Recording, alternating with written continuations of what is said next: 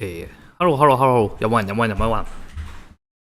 ？One more time，我哋嚟多次。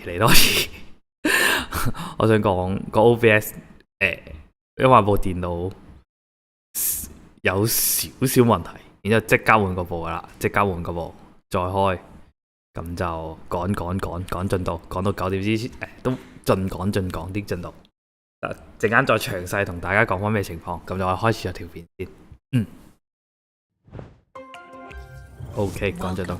To a world where you are not constrained by time nor space, not forced to play by the rules. Things are different.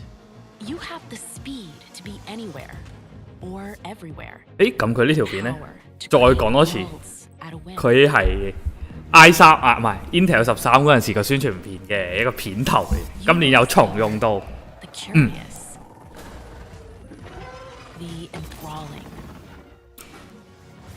大家睇下先啦。And find no boundaries save for those set by your own imagination. Get unrivaled performance for everything you do with the fastest chip we've ever built, the Intel Core 14th Gen processors. 都係講翻最快嘅 CPU 啦。今代又係。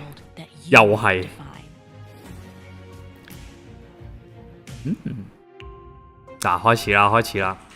Hi everyone, I'm Roger from Intel. I'm excited to talk with you today about the new Intel Core 14th Gen. 今年都係 Roger 去講解啦。Higher frequencies, improved single and multi-threaded. 係咯，最主要講解都係14900K 啊、14700K 啊，同埋14600K 嘅。Gamer, creator, and power user. Our Intel Core 14th Gen processor family is led by the Core i9 14900K, the world's fastest desktop processor.聲音較大咗少少俾大家嘅。Single-threaded and multi-threaded performance through faster cores. 係咯，基本上都係講翻先前有嘅少少資料啦，就係升咗呢個6000兆啦，6億千兆啦。之後就係呢個嘅針對翻佢嗰個超頻啊，今年針對翻佢超頻咧係有少少嘅微調嘅，咁就加咗一啲新嘅嘢，就係 AI 嘅幫助啦。咁佢係咯有個新 App 都屬於 Intel 嘅。咁樣同埋講埋就係我條片都有講過嘅，就係 i7 最亮眼啊嘛，咁就佢真係有全面到提升到嘅。例如佢個內援啊，咁 L3 嘅內援都有提升到33MB 啦。咁然之後佢 Core 上係有都有升到24嘅。咁然之後右手邊咧，佢話佢右手邊嗰個主板嗰度咧，就都係照用翻600同埋600同700嘅主板系列主板啦。咁同埋佢有加到，就因為14代呢個嘢咧。我停一停先啦，我再等我講先。咁佢又針對翻佢14代嗰個嘅主板啦，佢又加到有特登去為14代製造啲主板嘅，同華碩啊同埋 MSI 佢哋合作去增加到嘅。咁最針對就係佢WiFi 7啦，同埋佢嗰個最新嘅一個USB 3.2口咁樣嘅。Both Intel 600 and 700 series chipsets, giving enthusiasts the ability to easily upgrade the processors on their existing configurations. Let's take a closer look at all the features we're bringing to our new Intel Core platform. Intel was the first to market with Wi-Fi 6 several years ago, and now we're bringing Wi-Fi 7 to the 14th Gen platform. Wi-Fi 7 will enable wireless connections with speed and stability equivalent to wired connections, while extending the range and lowering latency. Gamers should look for the Intel Killer logo with advanced software capabilities that lower latency and enable gamers to stay competitive while remaining wireless. For wired connections, Thunderbolt 4 has led the industry by providing 40 gigabits per second bandwidth and single cable docking. Thunderbolt 5 will double the bandwidth and offer extreme speeds for fast refresh monitors, twice the bandwidth for file storage, and up to 240 watt charging. With the TDP4 同 Intel Core TDP5 14th Gen 咁 K processors, we are introducing our new Intel 最直 Application 最 Performance 直接佢就係講 Optimization 緊 feature, 佢有同啲 or game 合 APO 作啦， for 咁就 short. APO 佢係 Intel APO Operating within 嘅 the dynamic tuning technology 俾咗 framework 兩個 and sample 啦，就 alongside 係 Intel Rainbow Threadripper, Six 啦，仲有 Intel APO Rainbow is a Extreme new 啦。 scheduling policy focused on boosting game performance. With APO, we see a nice performance bump in certain games like Metro Exodus and Rainbow Six Siege. Now, not all games benefit from APO, and as we test and verify games, we will add those that benefit most, so gamers can get the best performance from their systems. So, it's not an Intel enthusiast desktop launch without talking about overclocking. Enthusiasts turn to Intel processors for the world's best overclocking experience, and we're improving that experience with our Intel Core 14th Gen unlocked desktop processors. This means increased overclock frequencies for both P and E cores. DDR5 XMP support. 暫時佢就係咯，針對佢遊戲玩家方面，佢做咗好多微調咯。就好似頭先講咁 APO 咁，基本上，但係又唔係所有 game 受用嘅，咁就仲傾緊啦，同測試緊呢啲嘢。咁但係如果有用到嘅話，APO 嘅話，佢都有提升到，譬如好似 Rainbow Six 嗰啲咁嘅。第二 part 就基本上講佢哋個超頻咯，佢真係超頻同埋佢 RAM 嗰度就可以真係去到8000㗎啦。咁然之後係咯 ，keep 住睇咗先，我哋再補充俾大家。咁同埋仲有佢就係 P core 同 E core 嗰度咯。14th Gen unlocked desktop processors. This means increased overclock frequencies for both P and E cores. DDR5 XMP support beyond 8,000 megatransfers per second. A new per-core thermal throttle feature, and a new third-party overclocking tool based on our Intel Extreme Tuning Utility SDK. 佢仲有講到佢有第三，等陣，佢仲有講到佢第三方嗰個嘅第三方個咩啊？第三方嘅新超頻工具咁樣，係啦。Utility SDK. We expect to see new overclocking world records once again set on Intel Core desktop processors. And our Intel Extreme Tuning Utility, or XTU, now has AI Assist. On select Intel Core 14th Gen processors, AI-guided overclocking is possible via the new AI Assist feature within Intel's XTU.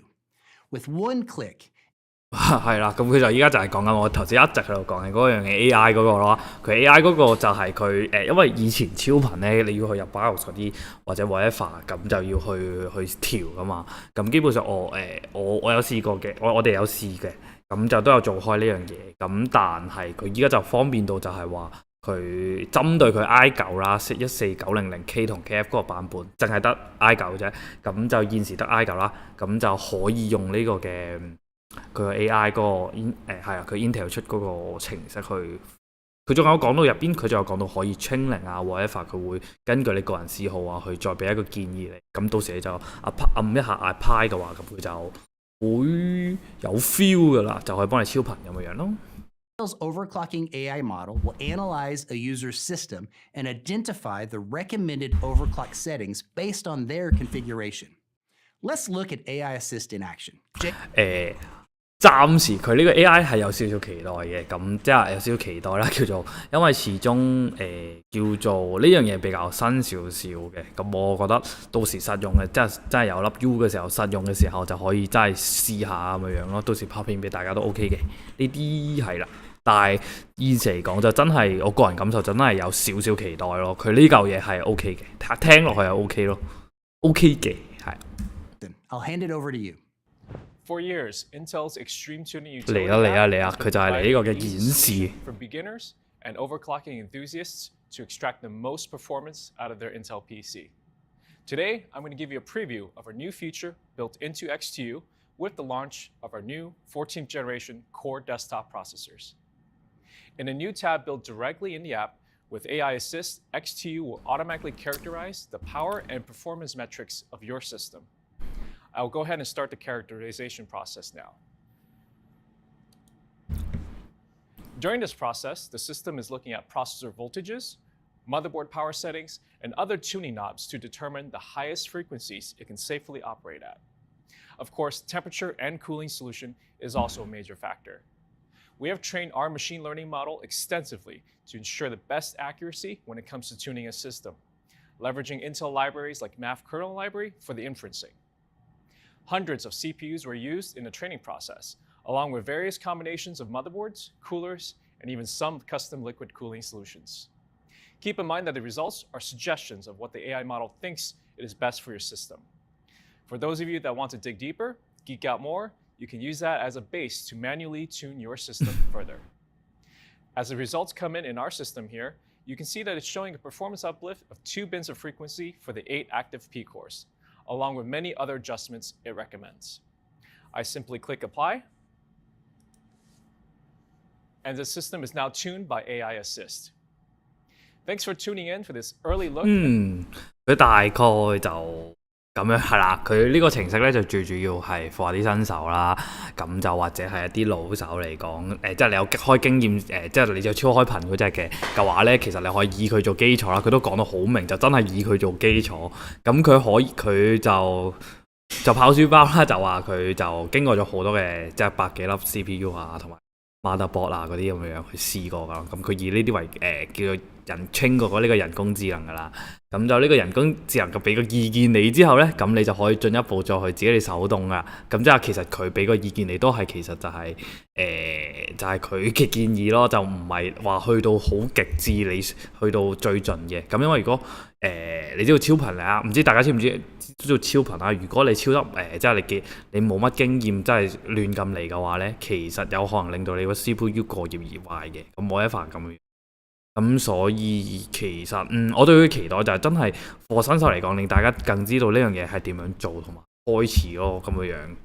咁係啊，基本上係咯 keep 住睇，然之後係啦，佢就 New AI Assist feature.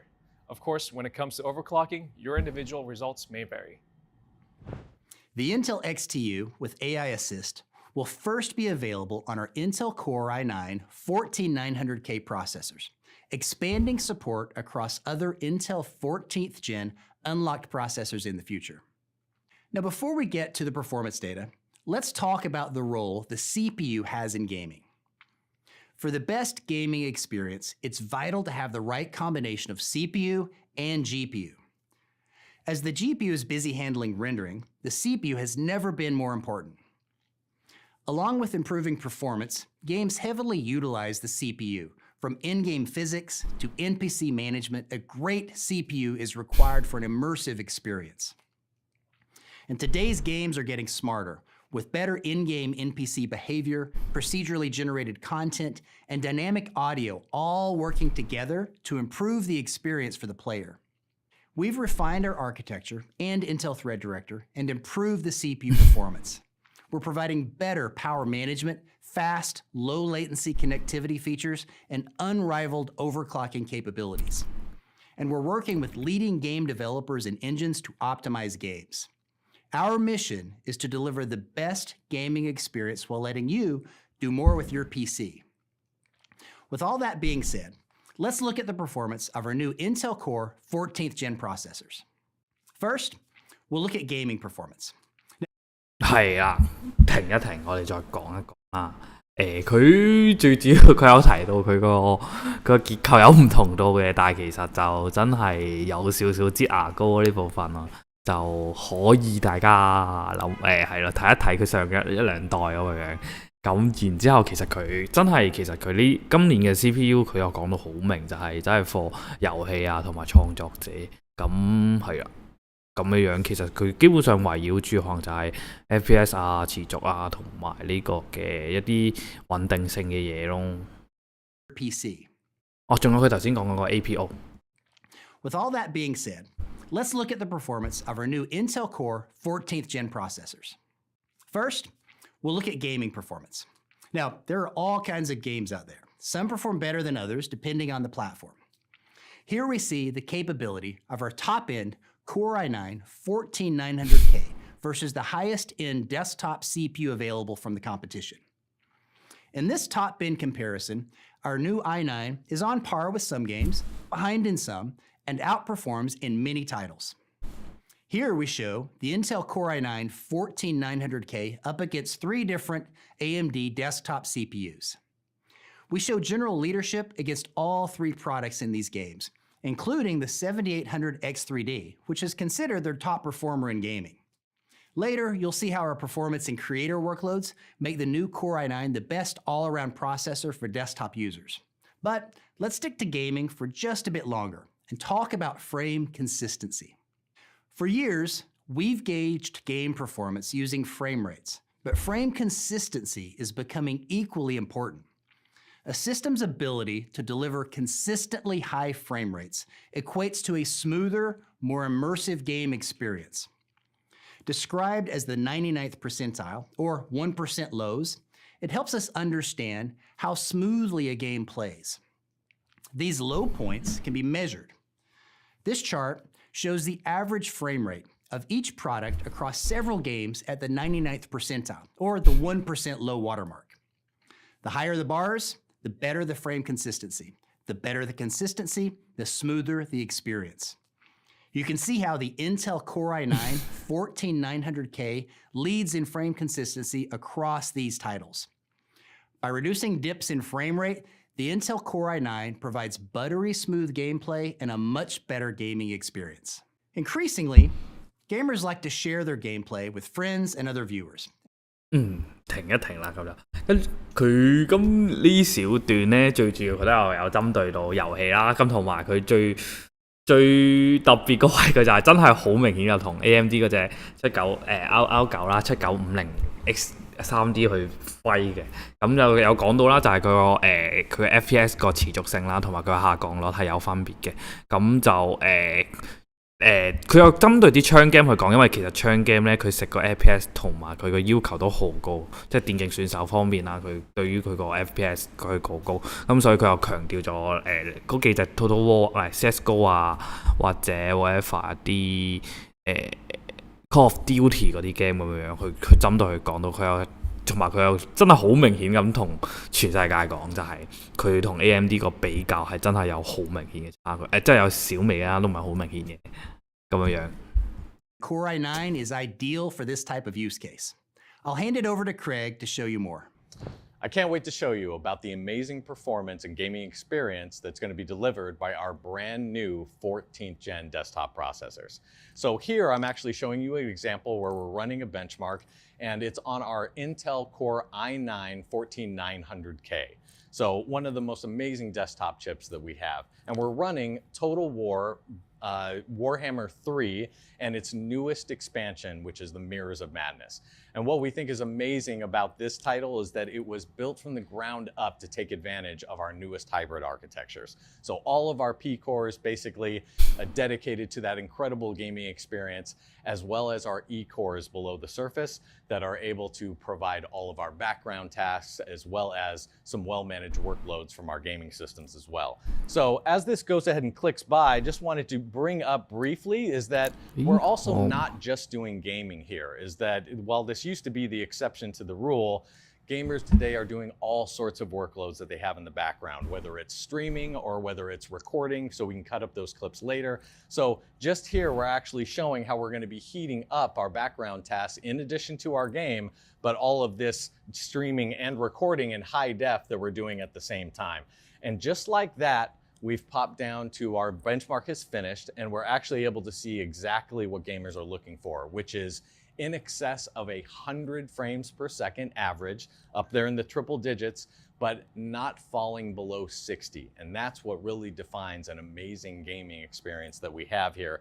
And just to show you some great task manager, all of our cores logically across the board, our P cores and E cores, working together both with the game and our background tasks to give you an incredible gaming experience. And that's brought to you by our newest 14th gen desktop processors. OK，嗱，我見到留言㗎，只係佢講緊有唔打斷咋。咁最主要可以你就話可唔可以講多少少有咩勁或者佢本身有咩一樣嘅位？其實呢樣陣間講啊，陣間再講，因為佢條片我再叫 conclusion 出嚟俾大家咁樣啦。咁到呢段仔啦，咁呢段仔咧佢就好明顯咁試俾你睇啦。咁佢就玩一隻叫做 Total War 嘅 game， 唔知大家有冇玩過？其實佢呢隻 game 好食顯卡同埋佢個 core 上嚟講係好有要求嘅，咁佢又好明確講得出，就係佢又話強調翻佢玩呢隻 Total War game 嘅時候咧，佢完全冇低過呢個。大家知道 FPS 60係最 basic 噶嘛，咁佢就好強調喺呢個咁嘅環境之下咧，佢都冇跌過60呢個標準上邊。咁就我最尾啦，佢有顯示到就係、好似我見到個數字係106嘅，佢個平均數值。咁大概係咯，佢around佢個平均數值係106咁樣樣。其實呢一點嚟講，仲有佢有顯示到佢粒 i9 啦 ，i9 14900K 啦，咁佢嗰個位置咧，你會見到佢個 P core 同埋 E core 咧，其實佢都係有平均咁使用到最盡去 run 呢隻 game 咁樣嘅。咁所以其實遊戲上嚟講，呢隻 CPU 係真係 for 好多遊戲去設計出嚟，叫做去真改變出嚟咁樣咯。14代就真係。Let's look at the performance of the Intel Core 14th Gen processors in creator workloads. The Intel Core i9 14900K delivers leadership performance across a range of popular creator workloads and industry benchmarks.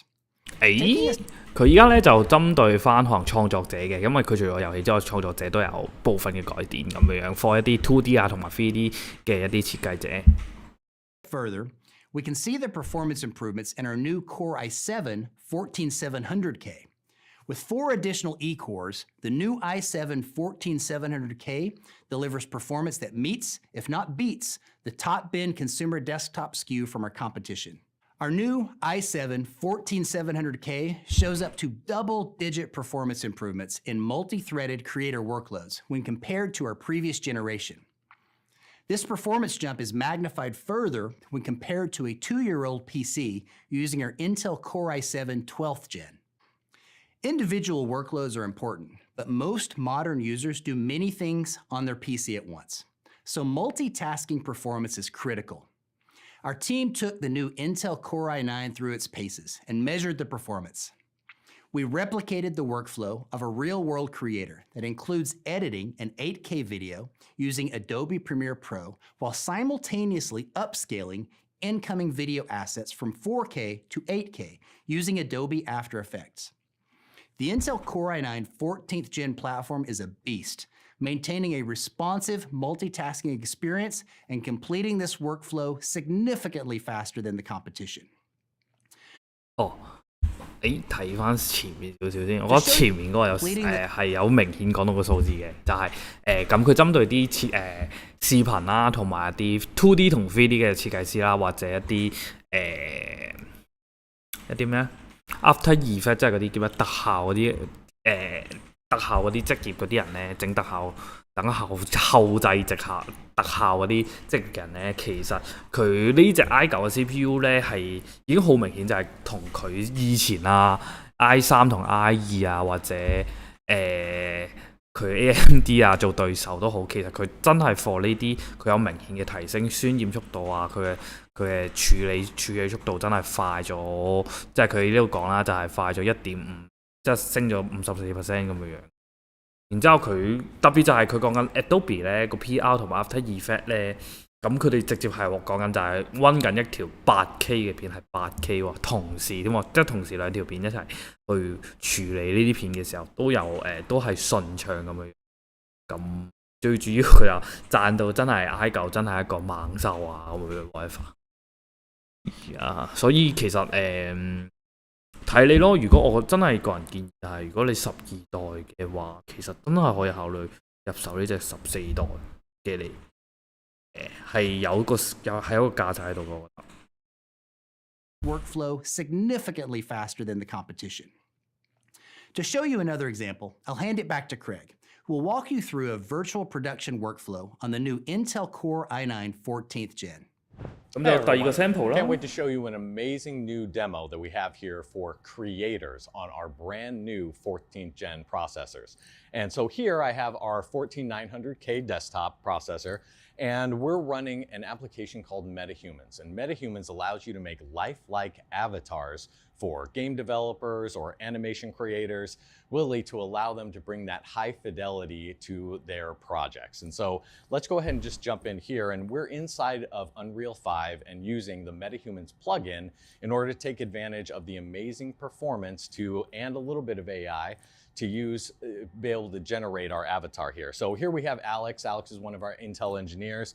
And by using video, high def, we're able to go ahead and capture his face and automatically rig that to its own individual avatar 3D model. And for those of us who have done rigging in creator applications before, being able to run those animations is extremely time consuming. So a tool like this, especially an amazingly well-threaded and optimized for hybrid workload tool, as you can see, is heating up all of the cores that we have across the board here. So let's go ahead and take a look at the final result of, there we go, there's Alex. And let's go ahead and play back our individual avatar here. And just like this, 話說佢居然唔等到插一插畫，佢竟然唔等到佢自己撈完喎。其實佢真係快咗，佢直接彈咗直接 file 出嚟喎。你見到前係咯，有小棘喎呢個情況。Alex is able to take his real face and use that to rig a real-time animation that we have in this avatar here, being able to exude all that emotion at this level of fidelity. Now, let's take this a step further. And so by using the animation that we've rigged using MetaHumans, let's go ahead and introduce another plugin. And this is from a company called InWorlds AI. And InWorlds AI actually uses artificial intelligence to inject not only expressive interaction as well as emotion to our avatars, but give them a little bit of smarts as well. So in this case, we have another engineer of ours, which is Chris, and we have Chris set up, already rigged with MetaHumans, and then added that extra level of intelligence. So why don't we ask Chris a question here and find out what he has to say. Hey, Chris, how do you like the demo? It's awesome. I love seeing how the AI can be used to create these interactive characters. It's really cool to think about the potential for this kind of technology in gaming and virtual reality. Chris loves demos. So as you can see, we're actually real-time responding, and the artificial intelligence that we have infused in our MetaHumans avatar here is actually able to exhibit that with real dialogue. And this is all live and on the fly. So really an amazing level of fidelity that we're getting for our brand new creators who are creating these real-time avatars. And we're all able to do that for you on our brand new 14th generation core. 我想講佢呢個 sample 咧，佢俾咗兩個 sample 啦，一個係呢個 MetaHuman， 另外一個係一個 AI 嘅一個展示啦，係嘛？然之後其實咧兩個程式我都冇用過嘅，咁中間咧佢有第一個 sample 咧，佢有MetaHuman 嗰度咧，佢直接跳過咗佢個宣言嗰度，直接輸出咗出嚟條片。我覺得我唔知，因為我未用過，我唔知佢個處理量係咪真係去到咁大。雖然有想像到係好大，但係有冇必要到咁樣咧？我唔清楚真係。如果有人識嘅，你真係可以話翻俾我聽。呢部分不至於評論啦，講下笑就 OK 啦。咁然之後都係咯 ，AI 嗰度就我都係睇下咋，但係睇下有冇人識咯，識再講翻俾我聽。我好想學下嘢，睇一睇 AI 呢啲嘢。咁就係咯，但係關於 3D 方面，即係頭先佢講一開始講嗰個 8K 嗰度，真係有少吸引嘅，嗰度真係好吸引。You just saw showed how the CPU can accelerate AI-enhanced creation. Intel CPUs have built-in instructions that accelerate the performance of AI workloads. And using the Intel OpenVINO toolkit to accelerate AI development, millions of developers have delivered hundreds of AI-enhanced experiences optimized for Intel processors and our onboard integrated graphics. These include background blur and noise removal in the most widely used streaming applications, CPU-accelerated procedural content from partners such as Procedural Worlds, gesture, voice, and facially controlled user interfaces from partners like Cephable, AI accelerated content creation features from Adobe, Topaz Labs, and Magix. As well, these desktop platforms provide support for our Intel Arc and third-party discrete graphics cards, bringing a host of additional AI capabilities to the platform. Last year, our Intel Core 13th Gen K-SKU ramp was one of our fastest ever, with support from more than 130 amazing customers and partners across 30 countries. We're deeply grateful for their support, and we expect a similar ramp for our new Intel Core 14th Gen processors, which will be available for purchase starting October 17th. And we welcome you to join us at Intel. 好，呢啲都 OK 嘅，就大概個會就係即係頭先個 part 啦，就係講緊佢 AI 啦。其實佢 AI 個方面好似因為集就未用過啦嚇，佢實測就呢度宣傳片其實好重點，放咗個重點都係放咗 AI 度嘅。咁其實 AI 方面佢因為我都唔係好清楚，未用過同埋未想像有想像下啦，期待啦叫做。咁但係期待住佢帶嚟為我哋帶嚟咗啲乜嘢啦？咁就佢 AI 方面其實佢都有同好多平台合作，咩 Adobe 啊、OBS 啊、Zoom 啊，就算即係之前疫情澳門用開個 Zoom 都好，都有增加呢啲元素入去。咁係咯，去到時真係呢啲真係要去到實測先再話到俾大家聽係咩感覺咁樣。但係佢就有講明就係用第三方平台啊、Art 啊嗰啲咁嘅嘢都。Extreme Masters in Sydney, Australia, and TwitchCon in Las Vegas later this month, where attendees will be the 即係關於 AI 方面嘅話，睇下大家有冇啲咩新期待嘅嘢咯。真係我本人係真係有好期待嘅。To see our new processors in action, along with new systems from our partners featuring Intel Core 14th Gen processors. As part of the Intel Core 14，呢 part 就係就真係佢有咩一樣嘅部分，即係數據啦，即係參數已經去到參數咁樣。咁就係啦。咁你話有咩唔同嘅話，最直接唔同嘅話，真係i7 咯 ，i7 咁佢有多到2粒 core 嘅，咁就8+12，咁就28線程嘅，咁同埋佢 R3 內存咧，咁都去到33 MB。我唔知大家有冇概念，11代同12代嘅內存咧，佢係11代都仲係個位數。你諗下，依家去到12代就啱啱好去10位數。你諗下，依家去到隔咗大概2年左右，攞2年嘅進步，其實佢已經去到33。咁上年都好似係20零啫，我記憶中就係。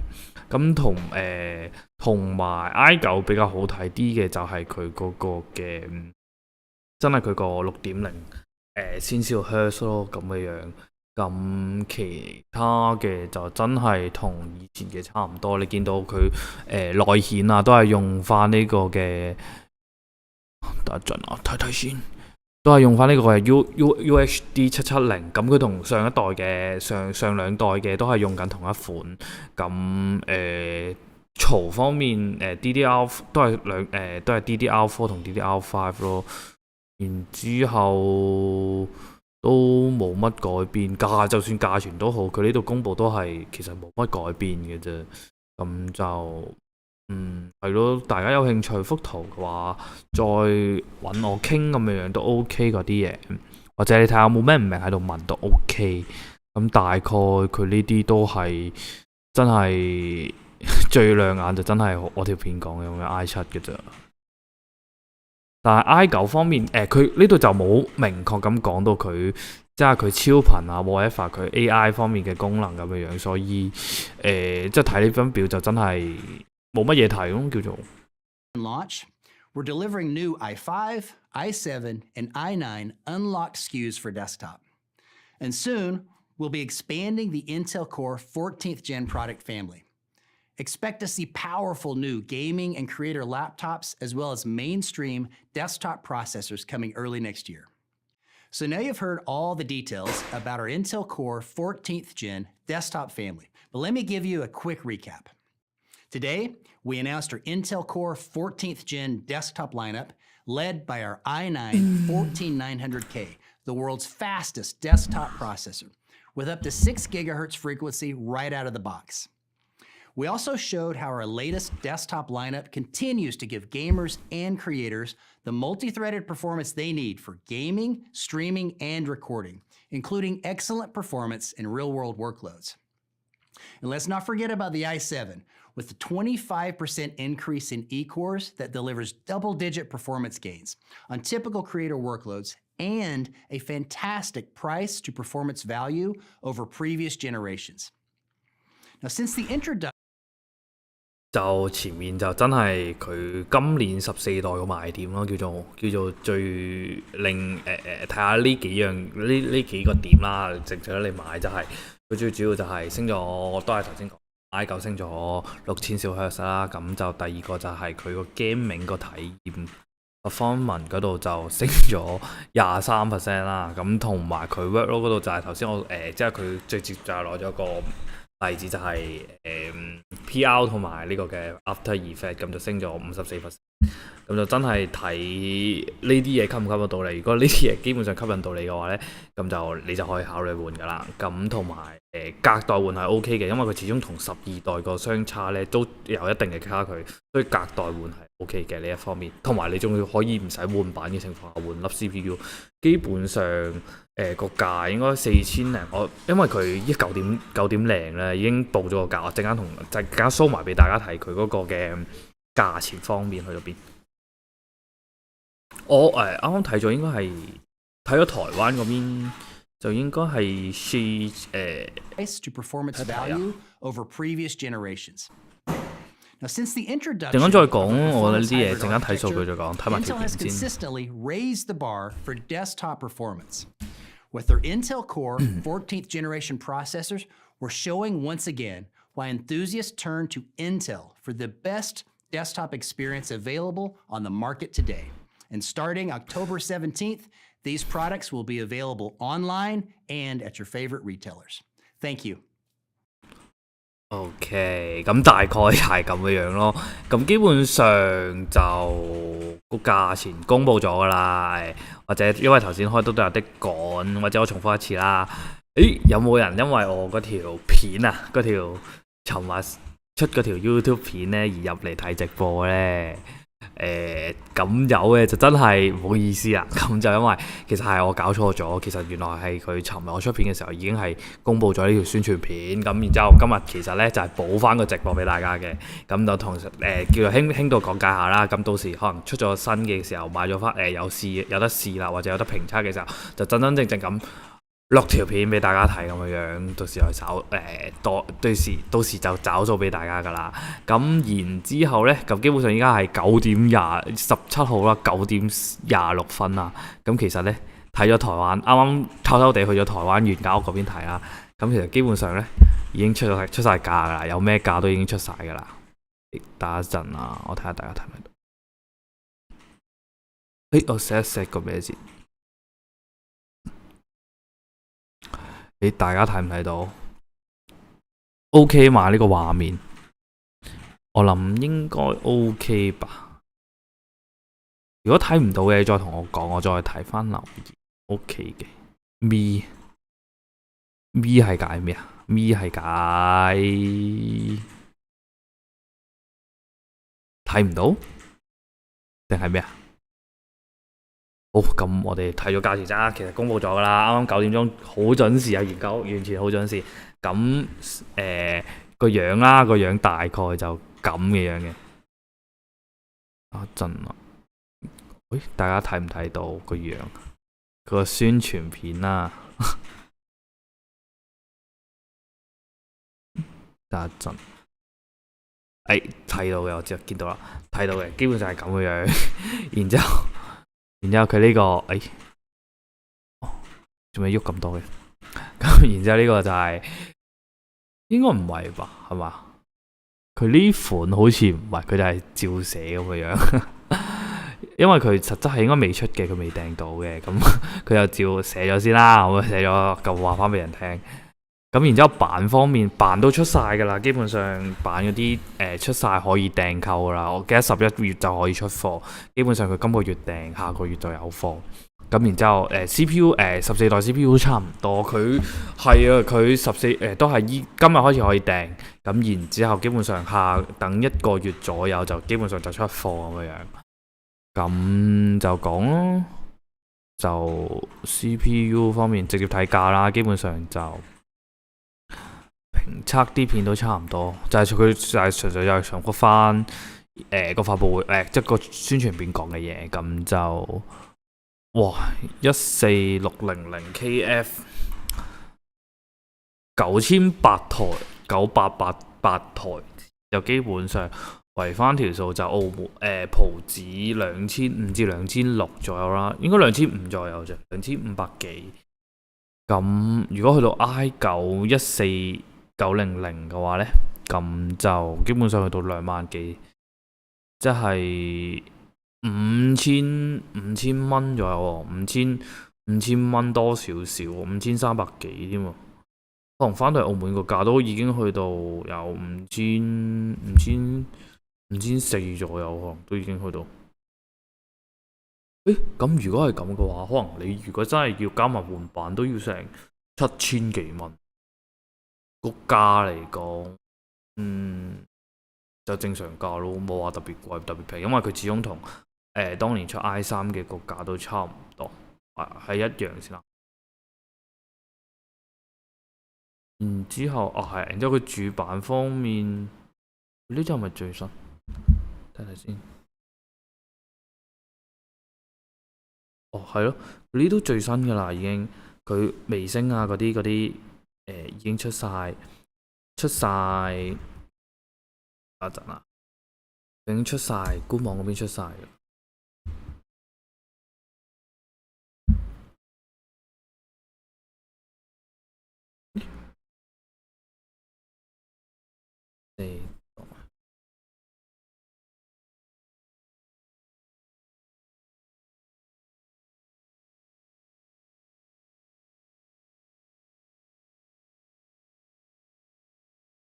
14代呢隻睇翻先，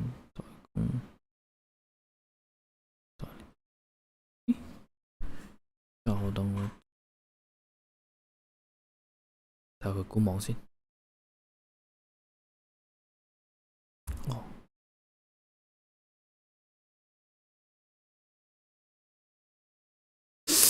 哎呀，我啱啱部電腦有㗎，換咗電腦之後個資料冇咗添，我再補俾大家呢個。然之後，唔係喎，佢原價屋都好似有。間屋佢呢個睇一睇，佢呢個嘅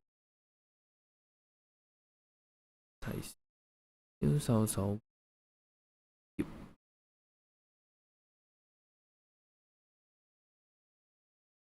係啊，呢度正。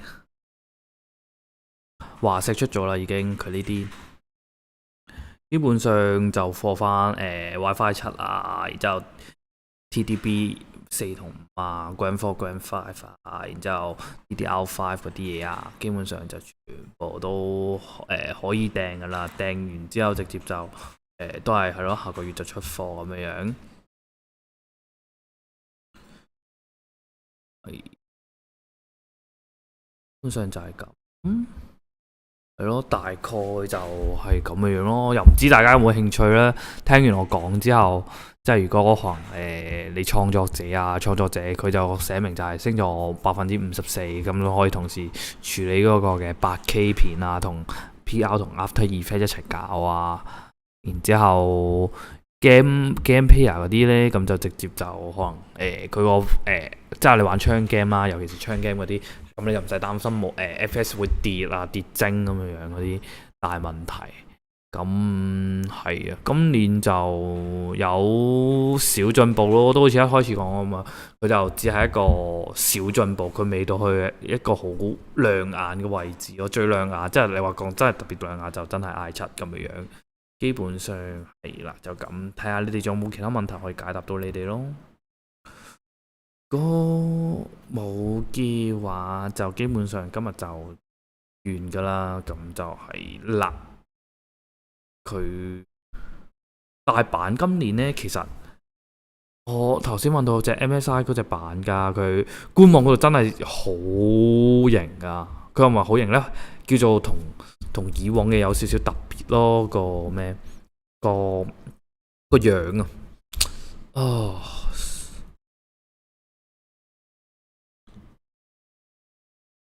，790，我揾揾先，睇下揾唔揾到俾大家先。790，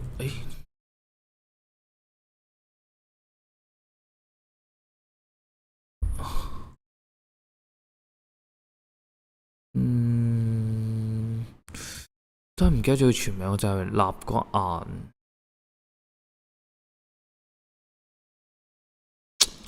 不過唔怕，如果你有興趣嘅，你聯絡我再俾你，我再用翻我原本嗰部電腦俾你啲資料你睇下你有冇興趣 ？DM 我 Facebook 或者 IG。咁今日就基本上就去到咁噶啦。咁就如果冇其他問題，咁我呢邊都差唔多完啦。同埋今日真係唔好意思，我估唔到部電腦，我原先部電腦真係溫唔到喎。我以為佢跑到都唔係佢原本就真係跑到 PS5，但係佢跑唔到佢自己入邊嗰個嘅一啲網站播片咁樣。然之後我諗應該就真係好明顯就話俾我聽部電腦得啦，要換新。咁就嚟緊都有 plan 緊去砌部新嘅電腦嘅。咁再睇下揀咩 CPU 同埋得啦咁樣。但係我自己個希望啦，就應該係4080啊，唔係4070，4080啦。咁然之後再睇下有冇 sponsor， 如果有 sponsor 就最好揾我啦咁樣。咁就係啦。咁基本上今日就係咁樣啦。咁就係啦，多謝晒大家收睇啦咁樣。咁就今日完啦。咁就咁啦，拜拜。